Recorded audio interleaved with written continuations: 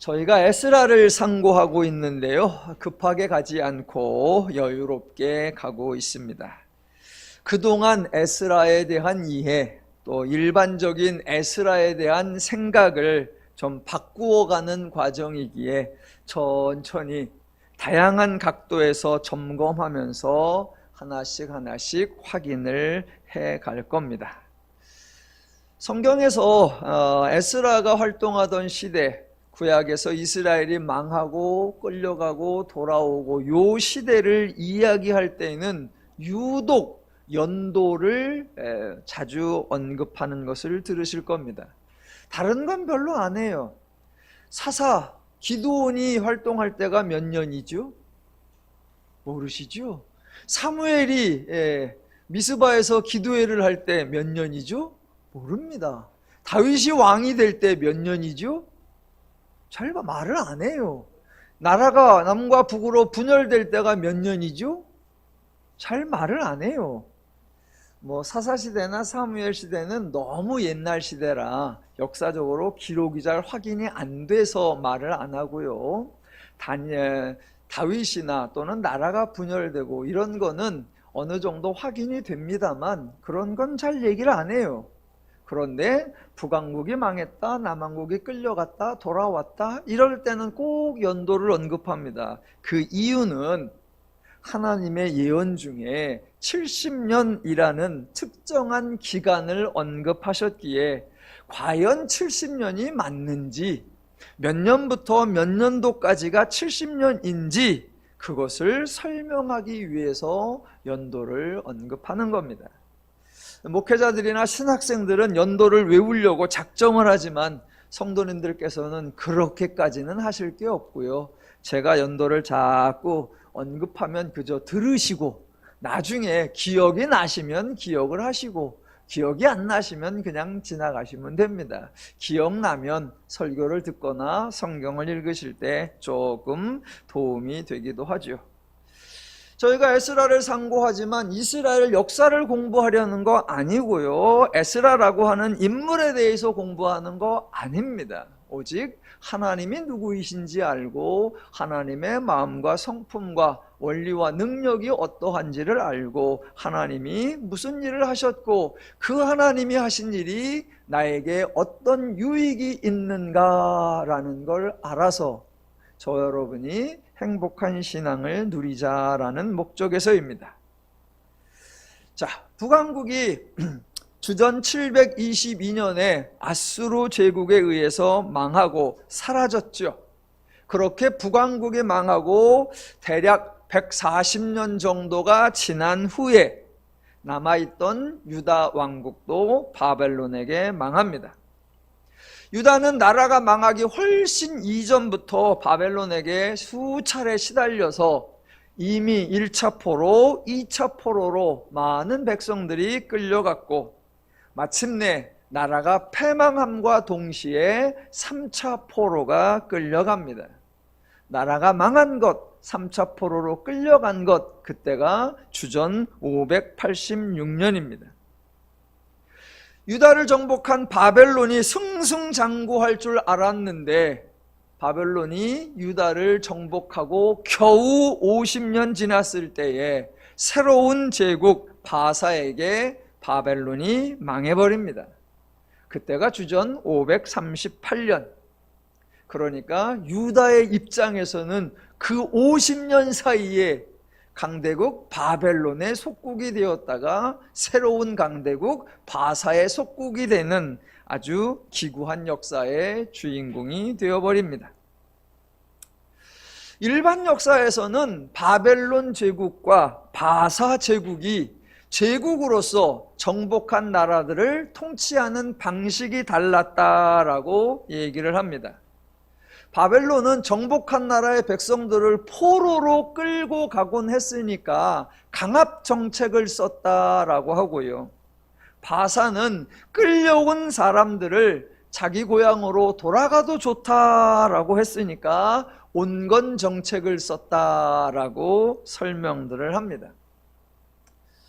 포로의 관점에서는 1차 포로로 끌려갔던 사람이 1차 포로로 귀환하기까지 70년이 걸렸고요. 성전을 기준으로 하면 예루살렘 성전이 파괴되었다가 다시 재건되기까지 또 70년이 걸렸습니다. 그래서 이런저런 사건을 이야기하지만 성경은 바사의 정책에 대해서 언급하는 것이 아니고 고레스의 통치 스타일에 대해서 설명하는 것이 아니라 성경은 언제나 하나님에 대해서 설명하는 겁니다. 그래서 포로가 귀환하는 사건에 대해서도 성경이 표현하는 방식은 에스라서 1장 1절에 나오는 대로 여호와께서 예레미야의 입을 통하여 하신 말씀을 이루게 하시려고 바사왕 고레스의 마음을 감동시키시며 그가 온 나라에 공포도 하고 조소도 내려 이르되 라고 하는 겁니다. 그러니까 포로 귀환 사건 그 하나만 보면 마치 바사의 정책 덕분이거나 마음 착한 고레스 덕분에 이런 기쁜 일이 발생했다라고 생각할 수 있습니다. 하지만 그 시대에 달랑 이 사건 하나만 있었던 것이 아닙니다. 대략 한 300여 년 전부터 하나님은 여러 선지자들을 보내시기 시작했고 그 선지자들을 통하여 다양한 예언을 선포하셨죠. 그 예언들에는 유다의 패망, 성전 파괴, 포로로 끌려감, 70년 동안의 생활, 포로 귀환, 성전의 재건 등 허다한 사건들이 포함되었고 하나님의 예언대로 이루어진 겁니다. 일반 역사가들은 하나님을 모르니까 하나님의 예언을 인정을 하지 않으니까 하나님 예언 얘기는 쏙 빼고 그저 당시 국제 정세가 어쩌니 열강들의 세력 다툼이 어쩌니 각 나라의 통치 정책이 어쩌니 라면서 설명을 합니다. 그 사람들은 무슨 일이 일어날지 전혀 예상을 하지 못했고 그 일이 어떻게 진행될지 전혀 몰랐고 그 후에는 어떤 일이 발생할지도 전혀 알지 못하죠. 그저 역사상에 발생했던 사건을 근거로 당시의 주변 정세를 파악해서 설명할 뿐이죠. 하지만 성경은 전혀 다른 차원으로 우리에게 기록되어 있습니다. 무슨 일이 일어났었는지 나열하는 거 아니고요. 누가 주동했었는지 소개하는 게 아니라 성경은 언제나 하나님을 계시하여 사람들에게 하나님을 알게 하는 겁니다. 그러니까 성경 전체가 그렇고 구약 전체가 그렇습니다. 구약으로 보면 수천 년이라는 세월이 흐르고 여러 나라가 등장하고 허다한 사람들이 등장하고 참으로 많은 사건들이 일어나는데 복잡할 거 없고요. 혼동할 거 없고요. 어려울 거 없습니다. 성경 전체의 주제 딱 한 가지, 성경 전체의 핵심 딱 한 가지, 하나님을 알게 하는 것, 그겁니다. 죄인들에게 말로 하면 못 알아들으니까 이적과 기적을 행하는 거예요. 그런데 그냥 이적과 기적을 행하면 누가 했는지를 모르니까 그저 어쩌다 우연이라고 생각할 수도 있으니까 하나님은 늘 미리 말씀을 하거나 미리 약속을 하거나 미리 예언을 하시고 그 예언대로 봐라 내가 말한 대로 이루어졌지라고 하면서 아 하나님이 옳으시구나, 하나님이 역사하시는구나, 하나님의 말씀이 옳구나, 그러면 우리는 하나님의 뜻을 따라 살면 되겠구나, 그래서 우리가 행복을 누릴 수 있구나, 그렇게 되도록 하나님을 알려주는 것. 성경 어디를 읽어도 이 주제를 놓치시면 안 됩니다. 그러니까 지금 구약 말기에 여러 사건들이 발생을 하고 있지만 어떤 사건이 결정적으로 중요한 것처럼 여길 게 없고 어떤 사람이 정말로 대단한 사람인 것처럼 간주할 필요도 없습니다. 특히 사람에 대해서는, 성경에 등장하는 인물들에 대해서는 그 사람이 중요한 사람인 것처럼, 엄청난 일을 행한 것처럼, 그 사람 이었기에 그 일이 가능했던 것처럼 그 사람을 칭찬하거나 그 사람을 존경을 할 게 없습니다. 이 인간에 대해서는요, 인간에 대해서는 옛날 우리 어르신들이 아주 명언, 참 진리를 선언해 주신 게 하나 있습니다. 인간에 대하여 가장 적나라한, 인간에 대하여 가장 신랄한, 인간에 대하여 가장 정확한 명언이 하나 있어요. 옛날 우리 어르신들이 했던 거. 인간의 실체를 가장 정확하게 표현한 거. 짧아요. 그놈이 그놈이다. 이거 진리예요. 이거 명언이에요. 예. 죄인인 우리 어르신들 보기에도 한평생 살아가면서 이 사람 저 사람 다 겪어보니까 사람에 대하여 파악이 됐던 겁니다. 공부를 잘했든 못했든, 어떤 능력이 있든 없든, 외모가 출중하든 아니든, 돈이 있든 없든, 금수저이든 흙수저이든 잠시 잠깐은 차이가 있는 것 같지만 인간이라고 하는 본성, 죄를 따르는 사고방식은 하나도 차이가 없더라라는 겁니다. 사람을 대할 때 사람의 실체에 대한 이해, 그놈이 그놈이다.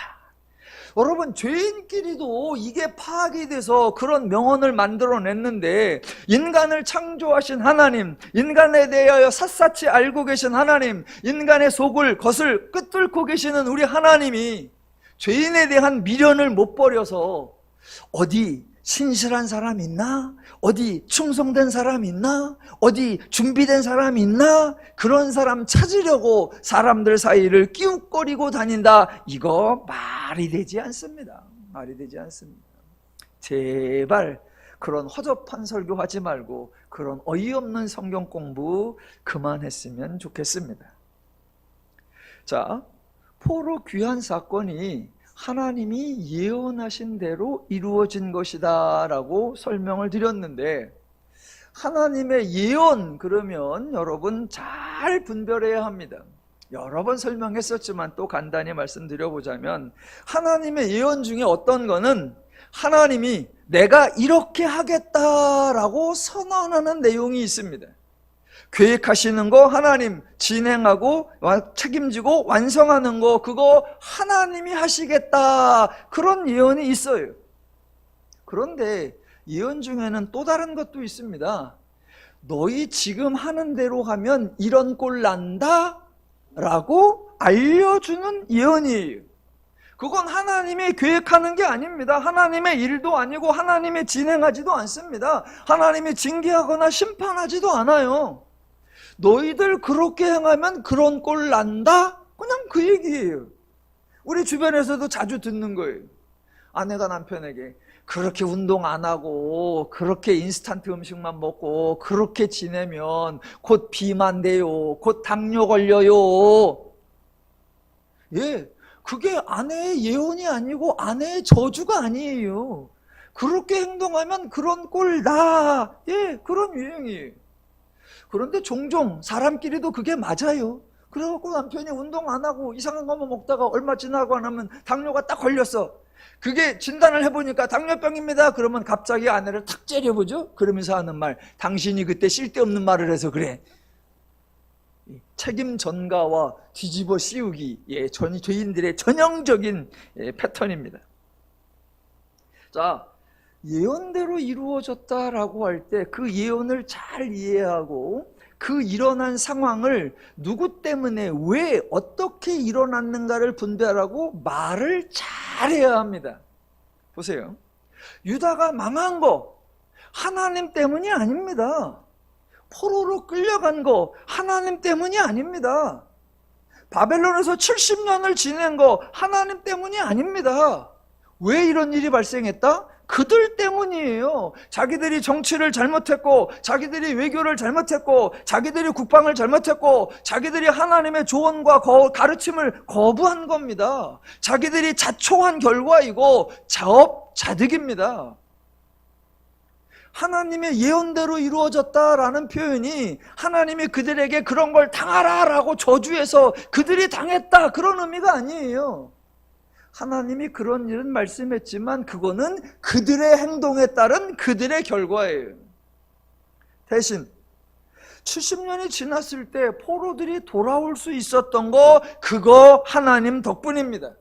파괴된 성전을 재건할 수 있었던 거 하나님 덕분입니다. 왜요? 자기들이 시도하지 않은 일이고 노력하지 않은 일인데 이루어졌고, 대신 하나님이 수고하셨고, 하나님이 고레스의 마음을 감동시켰고, 하나님이 재료를 준비시켰고, 하나님이 필요한 물품들을 지원해 주셨기 때문입니다. 그러니까 그들의 행동 때문에 망했고 하나님의 은혜 덕분에 돌아왔다, 잘 분별해야 하고, 이 말을 반대로 하면 안 됩니다. 반대로 하면. 그런데 사람들은 늘 반대로 너무 자주 말해요.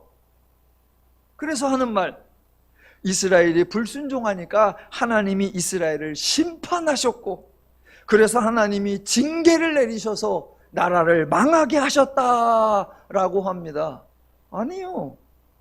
이스라엘이 우상 숭배를 하니까 하나님이 형벌을 내려서 백성들이, 우상들이 많은 바벨론으로 끌려가게 하셨다. 그래서 하나님이 그들을 고난의 길로, 가시밭길로 몰아넣으셨다. 아니요. 그렇게 말하면 완전 소설입니다. 또 고레스가 유다인들에게 예루살렘으로 돌아가도 좋다라는 조서를 내릴 때쯤, 유다에는 아주 신실한 사람, 스룹바벨이나 여호수아 같은 사람이 있어서, 나라를 사랑하고 충성스러운 지도자가 있어서 백성들이 무사히 돌아올 수 있었습니다. 아니요. 그들이 매우 헌신적인 사람, 하나님을 사랑하는 사람, 희생할 줄 아는 사람이라 성전 재건할 때 많은 방해가 있었지만 굴하지 않고 완성할 수 있었습니다. 위기의 상황에는 이렇게 믿음직한 리더, 이렇게 책임 있는 지도자가 필요하고 그들이 중요한 역할을 합니다 라고 말하면 안 돼요. 기독교에서 그렇게 말하면 그건 설교도 아니고, 그건 소설도 아니고, 그건 완전히 거짓이에요. 포로들의 귀향, 성전 재건 역사 누가 하셨다? 전적으로 하나님이 하셨습니다. 자, 그 하나님의 사역을 누구와 함께 하셨습니까? 바사왕 고레스와 함께 하셨습니다. 물론 유다 백성 중에 스룹바벨과 여호수아가 있었습니다. 하나님이 역사하셨고, 하나님이 고레스의 마음을 감동시키셨고, 그래서 스룹바벨과 여호수아도 함께 일했습니다.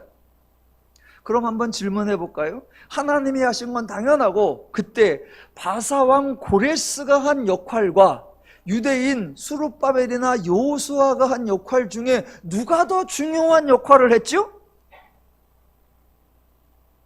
저는 고레스라고 생각합니다. 고레스예요. 돌아가라는 조서도 고레스가 내렸죠. 성전 기물을 예루살렘으로 가져가라, 그렇게 한 것도 고레스였죠. 성전에 필요한 재료들을 적극적으로 지원해 준 거 고레스였죠.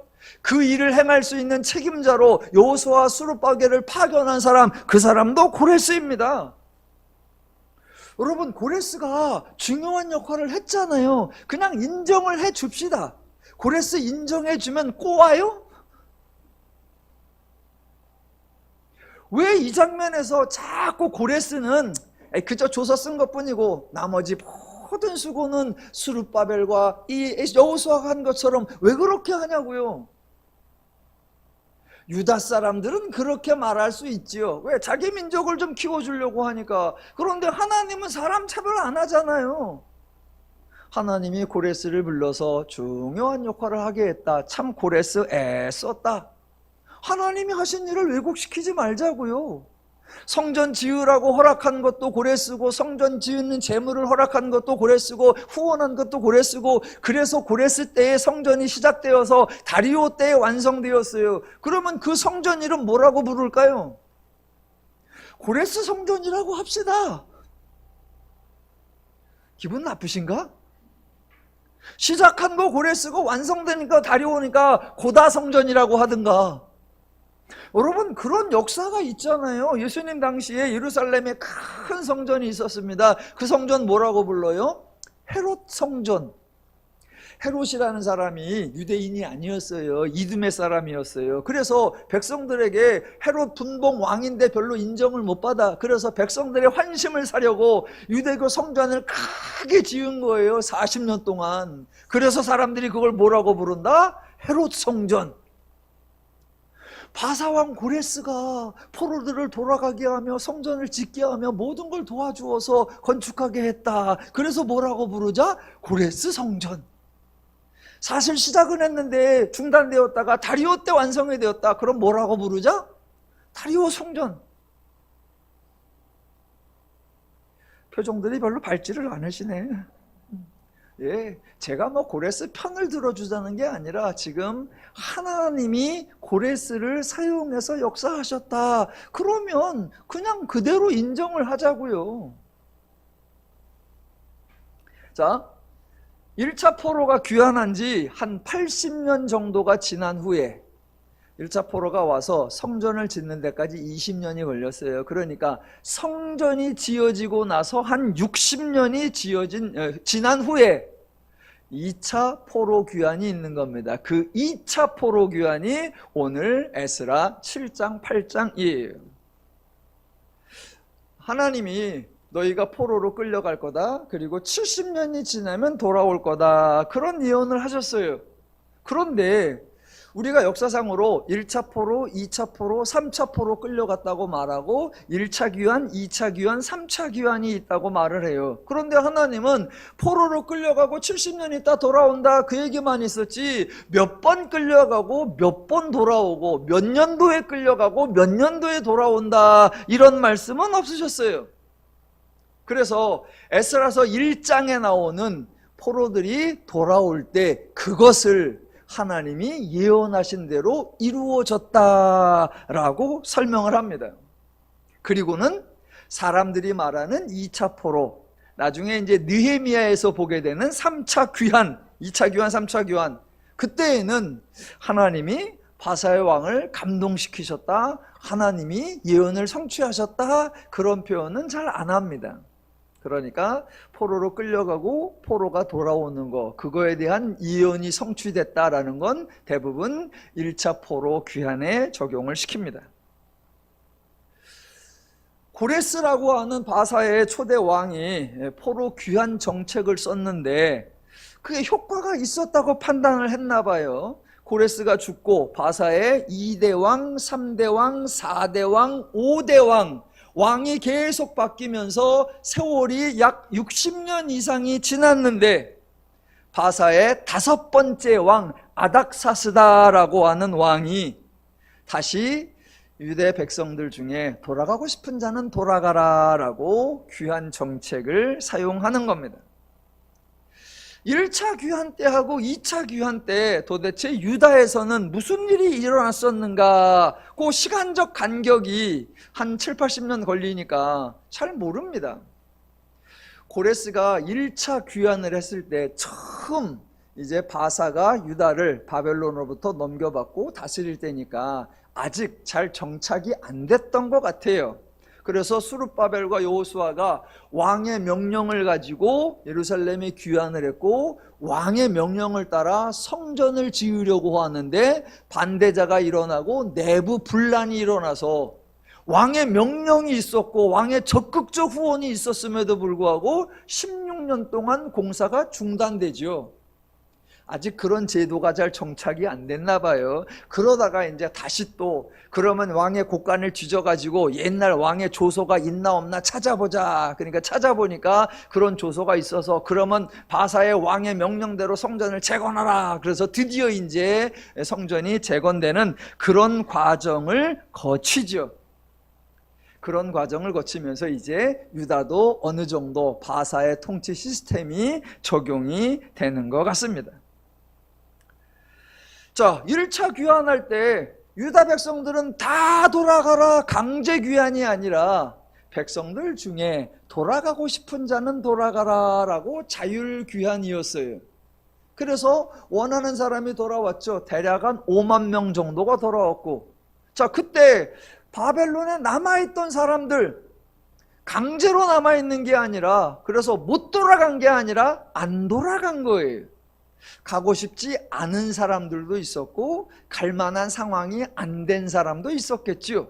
그래서 남아 있었는데 이제 바사왕 아닥사스다가 다시 또 예루살렘으로 돌아가고 싶은 뜻이 있는 자는 돌아가라 라고 또 자율규환을 말을 합니다. 예. 그래서 이번에도 돌아가고 싶은 사람들이 돌아옵니다. 이번 조치를 명령한 사람 아닥사스다이고요. 그때 돌아가는 사람의 대표로 세운 지명한 사람이 바로 에스라입니다. 자, 1차 귀환 때 하나님이 감동시켜서 하나님이 세운 사람 고레스, 2차 귀환 때 아닥사스다가 세운 사람 에스라. 그러니까 하나님이 에스라를 부르고 하나님이 에스라를 세우고 하나님이 에스라를 포로 귀한 자들의 대표로 임명한 거 아닙니다. 아니에요. 그래서 이제 유다의 총독 제도가 나름대로 정책을 하는 것 같으니까 바사에서도 유다를 더 잘 통치하기 위해 유다의 사람들 중에 제사장 가문 출신이 없나, 그래서 아론의 16대 후손 에스라를 뽑았고, 그래서 여호와의 율법에 익숙하도록 이 에스라를 길러냈고, 그래서 에스라로 하여금 너는 유다 땅으로 돌아가서 거기서 사람을 좀 골라라, 여호와의 율법을 잘 아는 자를 골라서 그들을 법관과 재판관으로 뽑고, 백성들에게도 여호와의 율법을 잘 알려서 그 법을 잘 따르게 하고, 만약 여호와의 법과 왕의 명령을 지키지 않는 자는 속히 정죄하여 죽이거나 가산을 몰수하거나 귀양을 보내거나 옥에 가두어라 라는 조치를 내린 겁니다. 그러니까 1차 귀환 때는 하나님이 감동하고 하나님이 사람을 세웠지만 지금 2차 귀환 때는 하나님의 개입이 없어요. 바사왕 아닥사스다가 이런 일을 진행하고 있는 겁니다. 그래서 제가 여러분에게 말씀드리는 거예요. 에스라는 하나님이 세운 사람이 아니라 아닥사스다가 세운 사람입니다 라고요. 여러분, 제가 이렇게 말하는 게 잘못입니까? 제가 이렇게 말하는 게 에스라를 비하하는 주장입니까? 다른 사람들이 에스라를 과도하게 과장을 합니다. 그렇다고 제가 에스라를 과도하게 깎아내릴 의도 전혀 없습니다. 다만 엉뚱한 주장은 하지 말자입니다. 자, 바사왕 아닥사스다가 포로 귀환을 명령했고 그때의 책임자로 불러서 세운 사람 에스라, 이게 진행이 되는 거예요. 에스라가 총 10장이라 그랬습니다, 성경에. 그런데 1장부터 6장까지는 에스라가 등장하지 않고 7, 8, 9, 10 불과 넉 장에만 에스라가 나오는데 그 중에 7장에는 에스라에 대한 소개가 나오고 에스라에게 내리는 왕의 조서가 길게 나올 뿐 정작 7장에서 에스라는 한마디도 하지 않고 아무런 행동도 하지 않아요. 에스라의 말과 행동이 등장하는 건 8, 9, 10 겨우 3장입니다. 그 3장 중에 오늘 8장에서 에스라의 한 사건을 볼 거예요. 사람들은 에스라 그러면 늘 대단하고 에스라가 엄청난 신앙인인 것처럼 생각을 하는데 과연 그럴까 점검을 해보는 겁니다. 왜냐하면 에스라가 한 행동들이 옳은지 그른지를 잘 분별해야 오늘날 우리들이 신앙생활을 잘 하고 있는지를 확인할 수 있기 때문입니다. 자, 8장으로 가보겠습니다. 8장 1절로 14절에는 원래 읽어야 되는데 오늘 시간이 짧아서 안 읽었습니다. 여러 사람들, 에스라와 함께 귀환한 사람들의 명단이 나옵니다. 읽어보면 스가냐 자손, 바한모압 자손, 스가냐 자손, 아딘 자손, 엘람 자손, 이렇게 여러 자손 12자손이 등장하고요. 몇 명이요 그래서 다 합쳐보면 1496명입니다 12자손 1496명. 그런데 남자의 숫자가 이러하니라 라고 나오니까 그 숫자에다가 여자들과 아이들을 포함하면 대략 5천 명 정도 되겠다라고 학자들이 추측합니다. 이번에도 자손들이 소개되는데 지파에 대한 언급은 없습니다. 이스라엘 그러면 당연히 12지파로 구성되어 있죠 라고 하지요. 맞습니다. 그런데 나라가 북왕국과 남왕국으로 분열될 때 이미 북쪽의 10지파, 남쪽의 2지파로 지파가 갈라져 버리죠. 그리고 북왕국이 멸망할 때 10개 지파는 사라져 버리죠. 그때 이후로 이제 북왕국, 남왕국 통틀어 이스라엘에는 또는 유다에는 12지파 이런 얘기는 거의 적용이 되지 않고 현실성이 없습니다. 그래서 에스라 2장에 나오는 명단에도 그렇고 에스라 8장에 나오는 명단에도 지파에 대한 언급은 등장하지 않습니다. 자, 7장에 나오는 족보에 의하면 에스라가 아론의 16대 후손이라고 나옵니다. 솔로몬 시대에 성전이 세워졌고 그 성전에는 제사장이 있었고 그 성전이 정상적 기능을 하든 못하든 건물은 지어져 있고 제사장은 있어서 여전히 명맥을 이어 나오기는 했습니다. 성전이 파괴되었고 제사장이 끌려갔지요. 그런데 1차 귀환 때 기물들이 돌아왔고 제사장들도 돌아왔지요. 그러니까 성전도 다시 세워졌고 제사장도 있는 거예요. 그런데 에스라가 자기와 함께 예루살렘으로 돌아갈 사람들을 살펴보는데 그 중에 재미난 얘기가 나와요. 15절, 8장 15절. 내가 무리를 아하와로 흐르는 강가에 모으고 거기서 3일 동안 장막에 머물며 백성과 제사장들을 살핀즉 그 중에 레위 자손이 한 사람도 없는지라. 저는 이 구절이 조금 어색해요. 제사장은 다 레위 지파 출신인데 제사장은 있는데 레위 사람은 없대. 이게 뭐지? 레위 사람들 중에 제사장을 맡은 사람이 있고 또 기물을 맡은 사람들도 있는데 제사장은 있는데 이걸 맡은 레위인은 없다 이 말인가? 아니면 그 당시 제사장은 개나 소나 원하는 사람은 팍팍 세워줬을 수도 있으니까 제사장이라는 직분은 있는데 정작 레위인 출신은 없었다 그런 얘기인가? 여하튼 예루살렘으로 돌아가려고 백성들을 남자만 1496명 대략 한 5,000명 정도를 모아놓고 살펴보니까 레위인이 없었다. 그래서 사람을 보내어 레위인을 찾게 합니다. 그게 17절 에스라가 하나님의 성전을 위하여 섬길 자를 데려오라 그랬더니 가서 찾아온 게 18절 이스라엘의 손자 레위 아들 말리의 자손 중에서 한 명철한 사람을 데려오고 또 세레바와 그의 아들들과 형제 18명과 하사바와 무라리 자손 중 여사야와 그의 형제와 그의 아들들 20명을 데려오고 총 38명이 모였습니다. 그리고 이제 드디어 출발할 준비가 되었습니다. 혹시 바사 지역에 갔다 오신 분 계십니까? 이란, 이라크, 사우디아라비아, 쿠웨이트, 요르단 뭐 그쪽에 뭐 도끼 객긴이라니까 갔다 온 사람이 없어. 저도 그쪽에 갔다 온 적이 없습니다. 뭐 중동 지역이라고 하면 유일하게 이스라엘 뭐 거기만 잠깐 이제 그 당시 이제 이스라엘, 이집트, 요르단 뭐 그게 패키지였으니까 그렇게만 갔다 왔습니다. 자, 바사라고 하는 나라에 바벨론이라고 하는 지역에서 이제 유다라고 하는 지역에 예루살렘이라고 하는 지역으로 이제 귀환을 할 거예요. 여러분, 바사부터 예루살렘까지 이게 얼마나 먼 거예요? 이게 오는 게 어려워요? 쉬워요? 뭐 저희가 도로도 모르고 교통편도 모르고 뭐 산악 지형도 모르니까 잘 모르죠.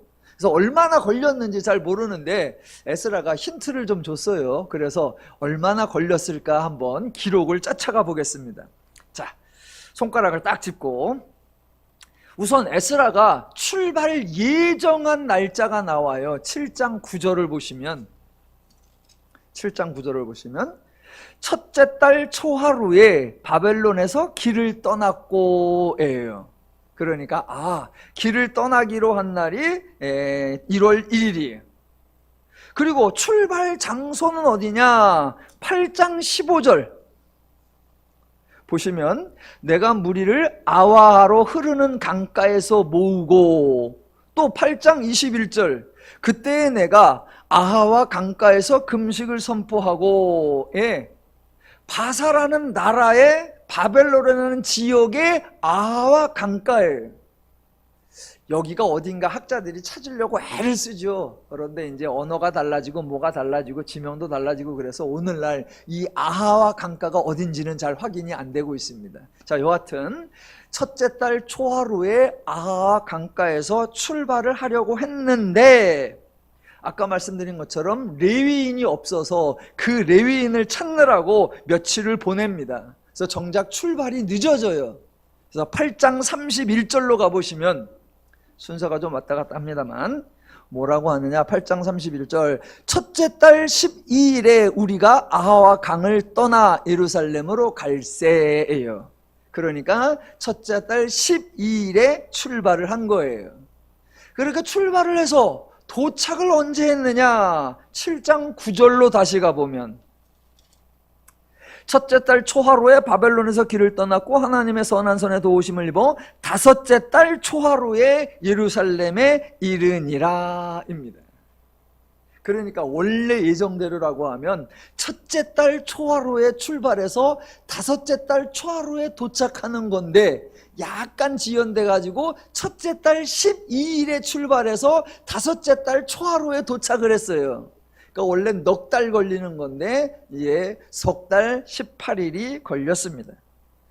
대략 5,000명 정도가 넉 달 정도 이동한 셈인데, 여러분 이 이동이 쉬웠을까요? 어렸을까요?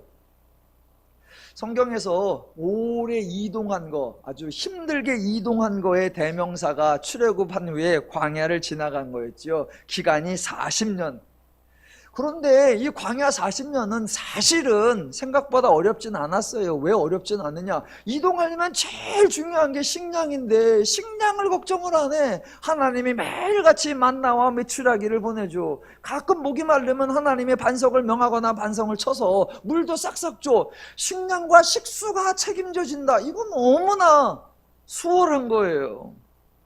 자, 그렇게 이동을 했는데, 자, 요번에는 2차 포로기한 기간은 넉 달로 매우 짧아요.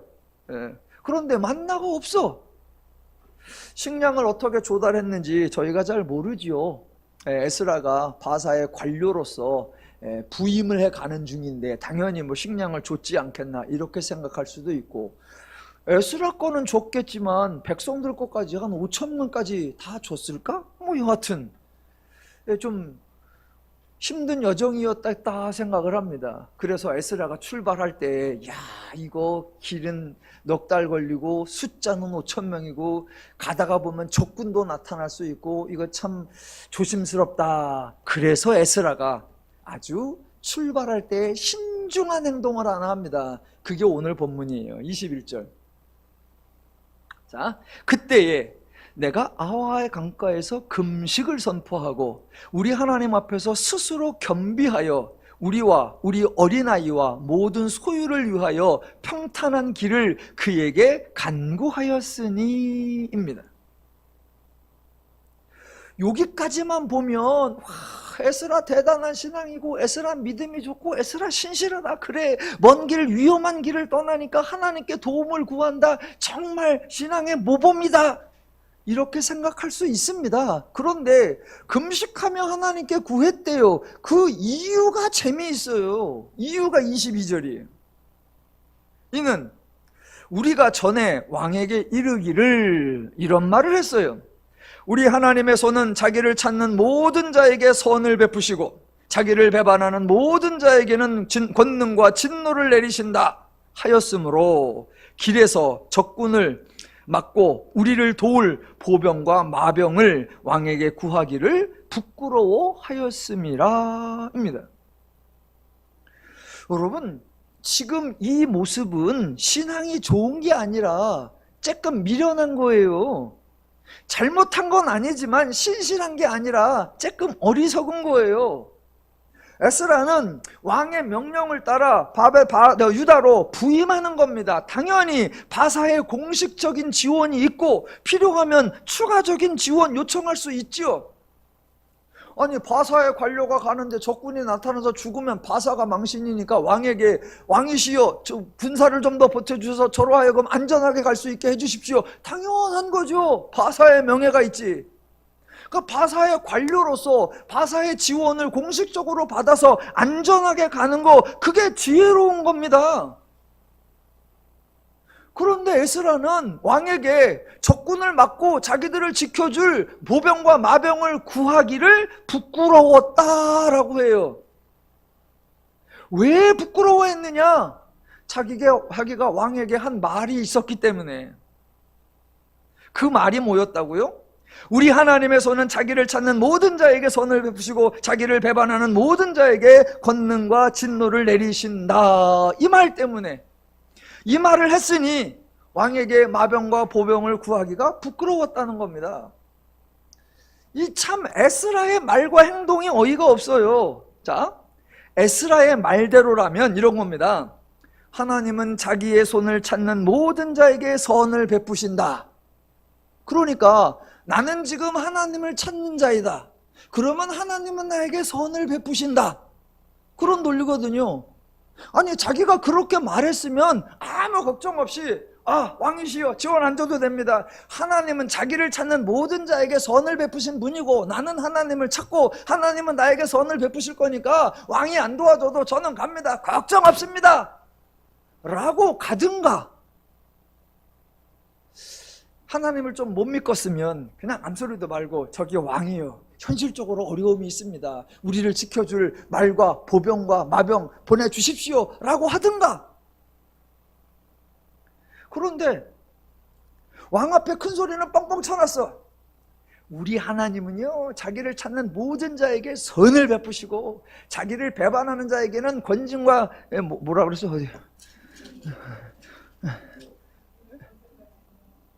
어디 갔어? 권능과 진노를 내리십니다. 뻥뻥뻥 해놨어. 말해놨으니 혹시 우리 하나님이 못 지켜줄지도 모르니까 보병 좀 보내주실래요? 그 말하기는 부끄러워. 그러니까 왕 앞에 하기는 부끄럽고, 그래서 하나님을 왕 앞에 뻥뻥 소리쳐 놓고는 마음이 쫄려, 마음이 불안해, 마음이 두려워. 그러니까 어떻게 한다? 도리어 갑자기 금식을 하며 하나님께 우리를 지켜주시옵소서라고 간구했다라는 거예요. 간구했다라는 거예요. 아니 그렇게 말했으면 담대하게 가든가, 쫄리면 쫄리니까 좀 도와달라고 하든가. 말은 거창하게 해놓고 쪽팔린 건 알아갖고 구하지는 못하고 대신 하나님 앞에 금식하며 매달리고 있어요. 여러분, 우리가 지금 에스라가 금식하고 있습니다, 에스라가 구하고 있습니다, 에스라는 신실합니다 이러고 갈 게 아니에요. 지금 에스라는 신앙생활을 아주 미련하고 아주 힘들게 하고 있어요. 본인도 힘들고 백성도 힘들고 하나님도 귀찮게 하고 있어요. 자, 제가 두 가지만 지적을 하고 오늘 설교를 마칠게요. 자, 우선 에스라가 한 말이 틀렸어요. 한 말이 틀렸어요. 물론 에스라가 스스로 지어낸 말이 아니라 조상들이 한 말을 반복한 거예요. 에스라가 왕에게 한 말, 그 말과 유사한 내용이 성경에 많이 나오는데 제가 대표적으로 두 군데만 읽어드릴게요. 역대상 28장 9절에 가보면 다윗이 솔로몬에게 성전 짓는 얘기를 해요. 그러면서 자기 아들에게 이렇게 살아라 라고 권면을 합니다. 다윗이 하는 말 이렇게 합니다. 내 아들 솔로몬아, 너는 내 아버지의 하나님을 알고 온전한 마음과 기쁜 뜻으로 삼갈지어다. 여호와께서는 모든 마음을 감찰하사 모든 의도를 아시나니 내가 만일 그를 찾으면 만날 것이요 만일 내가 그를 버리면 그가 너를 영원히 버리시리라. 다윗이 자기 아들 솔로몬에게 하는 말 요약하면 이거예요.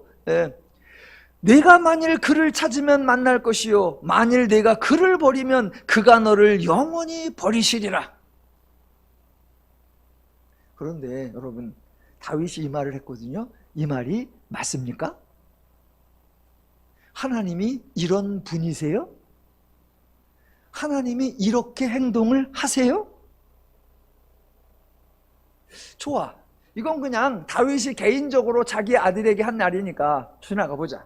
또 하나, 역대하 15장 1절에 아주 중요한 구절이 나옵니다. 제가 읽어볼게요. 하나님의 영이 오뎃의 아들 아사랴에게 임하심에, 선지자 이름이 아사랴예요. 그에게 하나님의 영이 임했대요.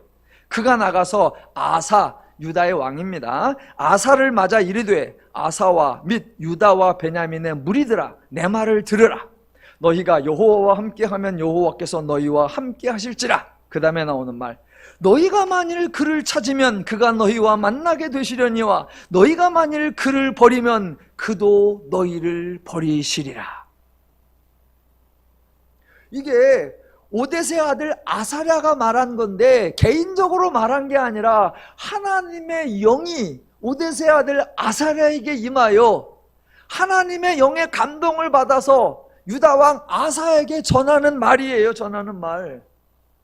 하나님의 영능에 감동시켜 주어서 한 말, 그 내용이 뭐다? 너희가 만일 그를 찾으면 그가 너희와 만나게 되시려니와 너희가 만일 그를 버리면 그도 너희를 버리시리라. 근데 이 말이 맞습니까? 하나님이 감동시켜 주신 말이긴 맞는데 이 말이 맞냐고요? 하나님이 이런 분이시냐고요? 하나님이 이렇게 행동하셨냐고요? 구약성경 읽어보면 하나님이 이스라엘을 이렇게 대하셨습니까? 정말로 하나님이 너희가 만일 여호와를 찾으면 그와 만나게 되고 너희가 여호와를 버리면 너희를 버리시리라, 그것도 영원히 버리시리라, 하나님이 그렇게 하셨냐고요? 아니요, 전혀 그렇지 않습니다. 절대로 그렇지 않습니다. 하나님은 이스라엘을 이렇게 대하시지 않았습니다. 하나님은 인간을 이렇게 대하지 않았습니다. 제가 한 사람의 신앙인으로서, 목회자로서, 설교자로서 정말 속상하고 안타까운 게 많은데 반지 바로 사람들이 이런 본문이 나오면 이렇게 생각하고 하나님이 이렇게 했다고 생각해요. 지금 이 말을 누가 했다? 에스라가 말했고, 이 말을 누가 했다? 다윗이 말을 했고, 이 말을 누가 했다? 하나님의 영을 받은 오뎃의 아들 아사랴가 말을 했습니다. 그러니까 딱 읽고, 그래 하나님은 이런 분이시야, 그래 하나님은 이렇게 하셔 라고 말한단 말입니다.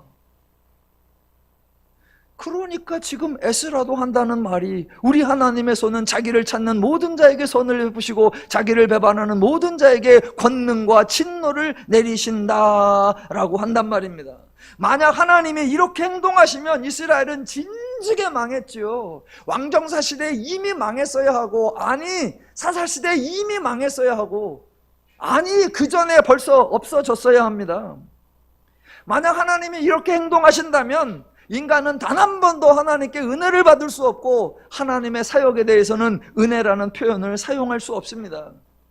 더 나아가 만약 하나님이 이런 분이시고 만약 하나님이 이렇게 행동하신다면 저와 여러분은 국물도 없습니다. 무슨 은혜가, 무슨 구원이, 무슨 하나님의 자녀가, 택도 없습니다. 본문으로 돌아와 보겠습니다. 지금 바벨론에 있던 사람들이 2차 귀환을 합니다. 자, 그들이 여호와를 찾았나요? 그들이 여호와를 의지했나요? 그들이 여호와를 섬겼나요? 포로 생활 70년 하는 동안 철저하게 반성했나요? 처절하게 회개했나요? 전심전력으로 여호와께 부르짖었나요? 아니요, 그런 적 없습니다. 없어요. 제발 성경의 어느 한 구절에 근거해서, 성경의 어느 한 사건에 근거해서 하나님을 단정 짓지 마시라라는 겁니다. 이렇게 말씀하신 적은 있어요. 그런데 이렇게 행동하지 않으십니다. 가장 단순하게 제가 누누이 설명드리는 바, 하나님은 인간의 행동에 따라 반응을 결정하지 않으십니다. 하나님은 인간이 하나님을 향해 무엇을 했고 인간이 하나님에 대해 어떻게 행동하는가, 그거를 지켜보시다가 그 행동에 상응하는 상이나 벌을 내리시는 분 아닙니다. 사람들은 이런 거를 보고 하나님의 공이다라고 말합니다. 하나님을 찾는 자에게 선을 베푸시고 하나님을 배반한 자에게 권징과 진노를 내신다, 이게 공이다. 아니요, 아니요. 가장 기본적으로 사람들이 죄인입니다. 하나님에 대하여 죽었다입니다. 그럼 죄인은 하나님을 찾지 않습니다. 더 원칙적으로 죄인은 하나님을 찾을 수가 없습니다. 죄인은 너무나 자연스럽게 하나님을 배반하고 버림하고 부인하고 떠납니다. 그렇게 인간이 하나님을 떠나면 하나님도 네가 그러냐? 나도 그러자 이씨. 하나님도 같이 떠나버리십니까? 아니요. 네가 나를 부인했어? 옛다 권능과 진노다. 아니요. 어떤 사람이 하나님을 떠납니다. 그러면 하나님은 찾아오십니다. 어떤 사람이 하나님을 부인합니다. 그러면 하나님은 계시를 주십니다. 어떤 사람이 하나님을 거부합니다. 그런 하나님은 은혜를 줘버리십니다. 어떤 사람들은 이런 설교를 듣고도 아멘을 안 합니다. 그러면 설교자는 계속합니다.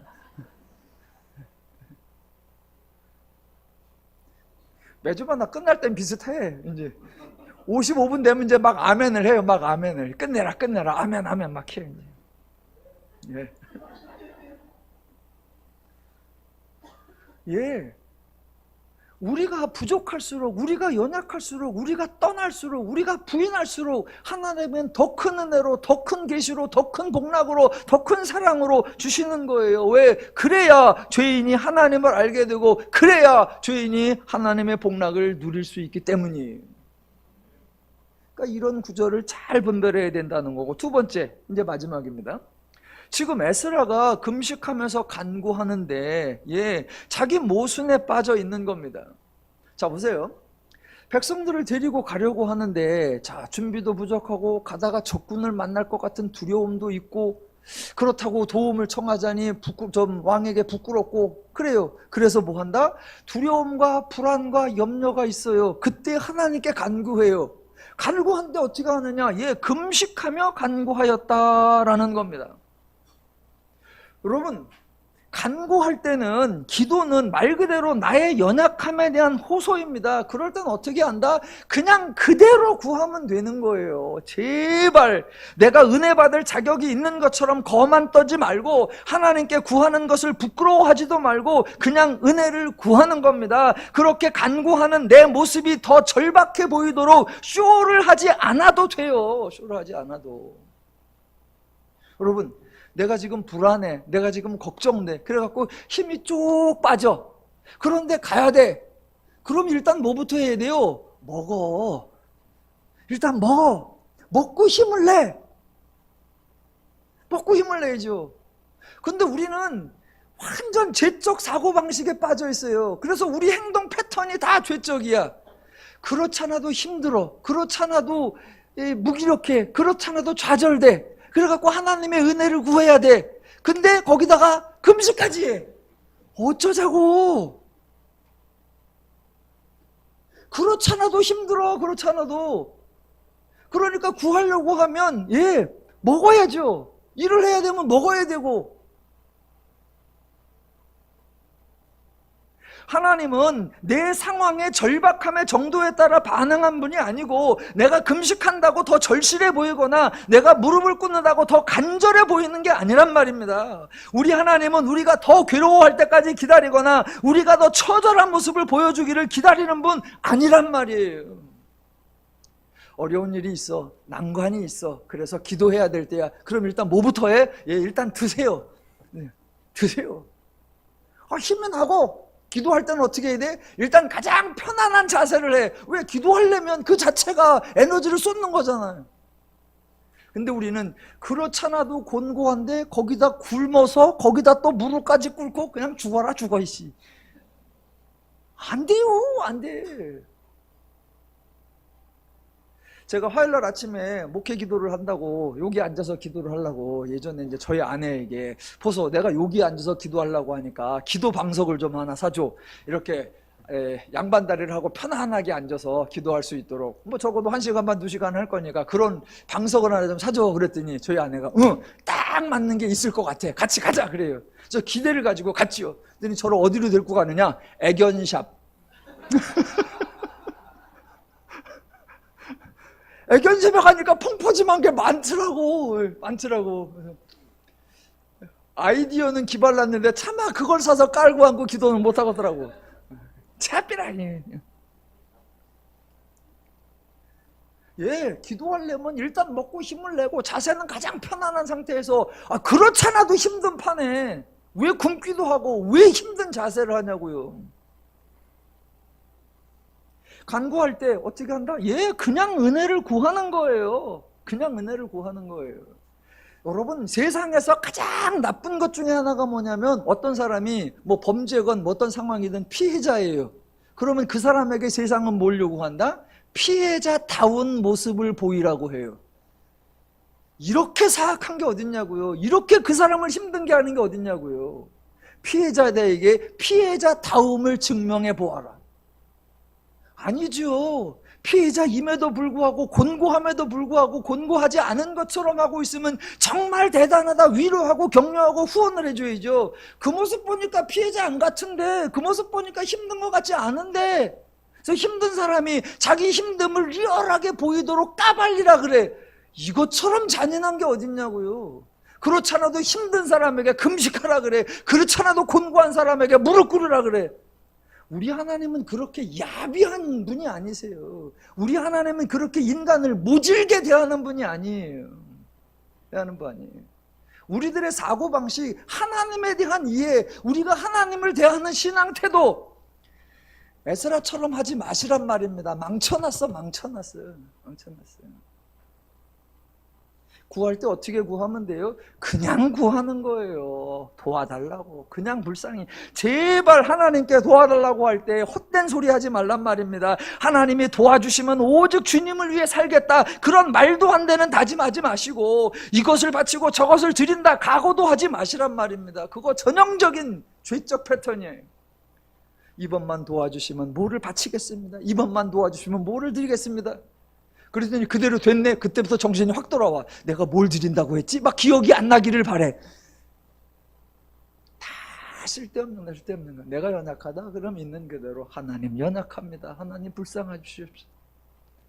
저희 교회도 요새 하나님께 간절히 성도들의 건강을 위해서 기도합니다. 어떻게 기도합니까? 그냥 있는 그대로. 하나님, 우리 성도들의 연약함을 불쌍히 여겨주시고, 하나님, 우리 성도들 하나님 분복을 누리는데 건강이 방해되지 않도록 하나님 도와주시옵소서.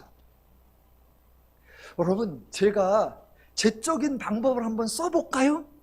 누누이 말씀드리는 바 알잖아요. 우리 다. 에치 집사님 일로 오보셔. 제이 집사님 일로 오보셔. 그 큰 병이잖아. 우리 하나님 앞에 믿음이 있다라는 증명을 보입시다. 그거 고치려면 병원 가면 한 3억에서 5억 들어. 그러니까 병원비다 생각하고 하나님 앞에 믿음을 보이자고. 내가 깎아줄게. 1억만 일단 내. 1억 내고 고칠래? 5억 내고 죽을래? 여러분, 우리 하나님 그렇게 치사한 분 아니에요. 그런데 지금 에스라의 이런 방식이, 표현이 금식하며 간구하였더라라고 하는데 아니요. 연약한 자, 부족한 자, 그냥 있는 모습 그대로 하나님 앞에 다짐도 하지 마시고, 거래도 하지 마시고, 피해자 코스프레도 하지 마시고, 퍼포먼스도 하지 마시고, 그저 하나님 앞에 요구하십시오. 하나님 자녀라며요. 하나님 살아계시다면서요. 하나님 역사하신다면서요. 하나님 좀 도와주세요. 저 힘듭니다. 하나님 은혜 주세요. 그러면 되는 거예요. 우리 하나님 앞에 그런 일종의 자신감이 있고 그런 담대함이 있고 그렇게 가는 거예요. 하나님이 도와주셨대요. 제가 몇 구절 읽겠습니다. 7장 9절. 첫째 달 초하루에 바벨론에서 길을 떠났고 하나님의 선한 손에 도우심을 입어 첫째 달 초하루에 예루살렘에 이르니라. 28절. 나로 그 왕과 보좌관들 앞과 모든 백성들 앞에서 은혜를 얻게 하셨도다. 여호와의 손이 내 위에 있으므로. 8장 18절. 우리 하나님의 선한 손에 도우심을 받고. 31절. 첫째 달 12일에 우리가 아하와 강간을 떠나 예루살렘으로 갈 때 우리 하나님의 손이 우리를 도우사 기도과 길에 매복한 자들의 손에서 건지시라. 하나님이 도우셨답니다. 왜요? 금식했기 때문에요? 간구했기 때문에요? 아니요. 그들에게 하나님의 손길이 필요했고 그들에게 하나님의 은혜가 필요했기 때문입니다. 우리 하나님은 우리에게 은혜를 주시는 분, 우리 하나님은 필요한 사람을 위해 역사하시는 좋으신 하나님이십니다. 혹시 은혜 받으셨습니까? 그래서 간증할 일이 있습니까? 간증 어떻게 하는 거예요? 예, 하나님이 하신 일을 말하면 되는 거예요. 내가 기도했다, 내가 금식했다, 내가 헌신했다, 내가 다짐했다, 내 말과 내 행동을 말하는 게 아닙니다. 내 말과 내 행동을 하는 거 강조하면 그거는 간증이라고 하지 않고 자랑질이라고 합니다. 또 그렇게 하는 분은 옆에 사람에게 꼭 말해줘. 아이고, 여러분도 금식해보세요. 여러분도 기도해보세요. 여러분도 철야해보세요. 그런 건 간증이라고 하지 않고 지적질이라고 합니다. 아니요. 기독교의 간증은, 기독교의 고백은 하나님의 일하심을 고백하는 거예요. 여러분이 은혜를 받았습니다. 누군가 와서 물어요. 아니 집사님 어떻게 그렇게 큰 은혜를 받았어? 그때 하는 말, 그러게 말이에요. 저도 모르겠어요. 하나님이 은혜를 주셨어요. 제가 불쌍했나 봐요. 저를 도우셨어요. 하나님의 은혜에 감사해요. 우리 하나님 좋으신 분이. 예, 우리 더누림 성도님들 하나님을 많이 알아가시고 하나님을 바르게 알아가시고 하나님으로 인해 즐거운 인생, 하나님으로 인해 행복한 삶을 항상 범사에 풍성히 누리며 사시기를 주님의 이름으로 축원합니다. 기도하겠습니다.